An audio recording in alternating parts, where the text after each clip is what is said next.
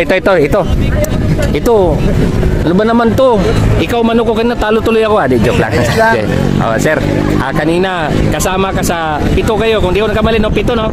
Tapos 5, kasama ka sa 5. Pero nung umatake itong dalawang yan, oh, yung mga malakas ng dalawang yan, ikaw ngayon na naiwan, tsaka si Diosdado Roy. Oo, bumitaw na kami dalawa. Hindi namin nakain dala ng dalawa eh. Mas maraming sayang mo yan. Okay. Ikaw naman sir, anong kwento mo sa classic bike? Matagal ka na rin pang gumagamit ng classic bike? Oo, nagsimula kami sa classic ni Parin George Diosdado Roy. 1978. Oh, tagal. Ano pa kami? 8 years old ako nun. Rekta kami. Rekta pa? Sa cultural kami yan. Si George, sila Mayong, Cabrera, mga batang cultural kami nung araw. Okay.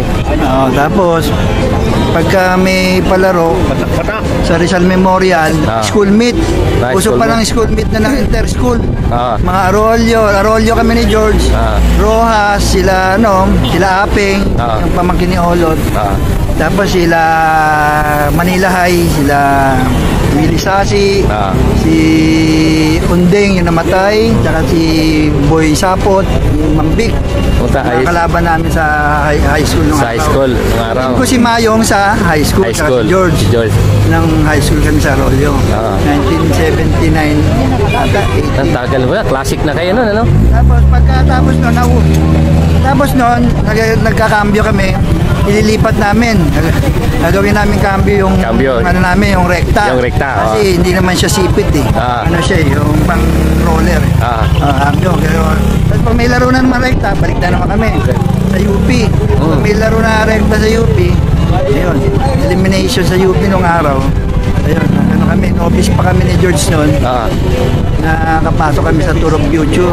Yan. Yung palaro ni Manjo, Sumalde. Sumalde, Kalaban namin sila Bobby Sumalde, sila Lito Malangsa, si Rodolfo Casas. Sila Dudong, sila Casas. Office pa kami, office pa kami nung araw. Si John Aliposa.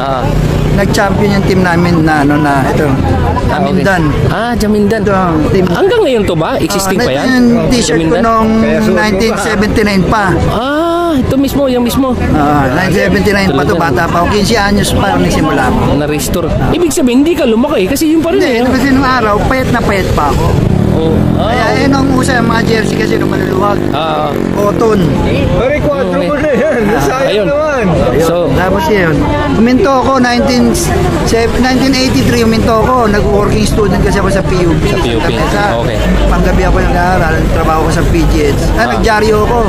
Dyaryo ka muna. Tapos nagtrabaho ko sa PGH.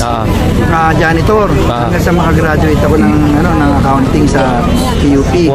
Tapos to, ano ka? Tapos, bumalik ulit ako, nag-messenger lang ako.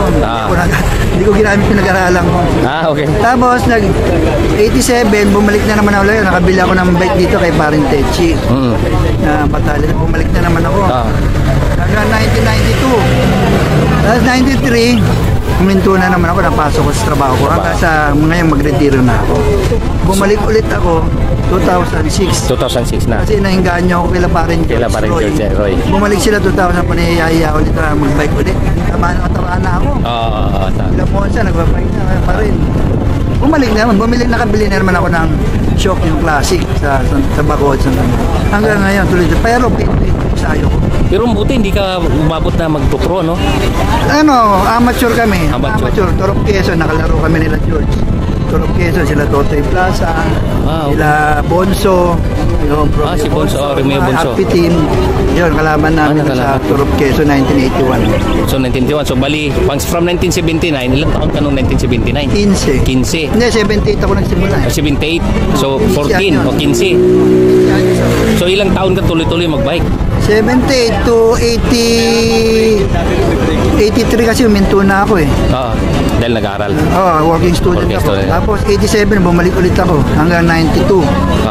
Tapos 93 huminto na naman ako hanggang 2006. Bumalik ako 2006 May 6, 2006 nakabili ako ng bike ulit hanggang ngayon.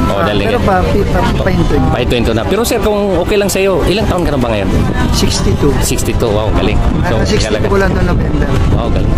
So, sir, kung may payo ka sa mga batang siklista ngayon, ano? Sa mga batang, di lang doon sa gumagamit ng klase, kundi sa mga batang bagong sibol ngayon, ano kaya magandang payo mo sa kanila para sa future nila sa cycling at saka sa edukasyon? Kung talagang mahilig sila sa cycling, balansehin nila. Ang pag-aaral, saka pag-iensayo. Saka, siyempre, unang-una naman, endurance muna. Bago, pagka may endurance ka na, speed na. Diba? Ano lang, tiyaga lang naman talaga eh. Eh, kung gusto mo talagang mapunta ka sa mga pro level, eh talagang mag-iensayo ka naman. Hindi ako pinalad kasi nga, pinili kong pag-aaral. Tapusin yung pag-aaral ko, sila pinili nilang elimination. Ako pinili ko tapusin yung pag-aaral. So sa tingin mo sa dalawa, alin ang mas mabuti doon sa pinili mong mag-working student? Makapag-aral, makapagtapos, makakapagtapos din. Okay. Mas maganda, kaya lang may konting regret. Siyempre, hindi mo natupad yung pangarap mo sa cycling. Kasama ng mga tropa na kasabayan mo na nakatakbo sila ng Marlboro. Pero kung future security, mas okay pa rin talaga mag-aaral. Oo, yun ang payo ko rin sa mga anak ko. Ngayon, nagbabike din sila, pero tapusin nyo pa. Nakapagtapos naman sila ng mga pag-aaral. Okay. Yung pagbabike, sideline lang. Okay. Yun lang. So may pasalamatan ka ba, sir? Shout out sa sponsor? Salamat ako unang-una sa Panginoon na bigyan tayo ng lakas ng ganito, umabot tayo sa ganitong edad at sa nakapang-apat dito sa palaro ni Parin George, Diosdado Roy, kababata ko yan. Tapos yung excellent Pansit Canton kay Sir Alex na walang sawang na sumusuporta dahil kalabang ko pa sa Pilchay lagi. Mga kalabang kami ayun, laging yun lang. Okay, so sige sir, ako si Bener C. Nerve sa Facebook. Okay, si Bener C. Okay, sige. Mga kagida, maganda kwento niya, no? So, sa lahat ng mga classic dyan, bikes, so nakita niyo yung laro niya kanina, medyo di siya pinalad, bumaklas ng bandang huli, pero eto, happy pa rin siya. So, certified bike addict, Bener C. Congratulations, sir. Marami, sir. Okay, so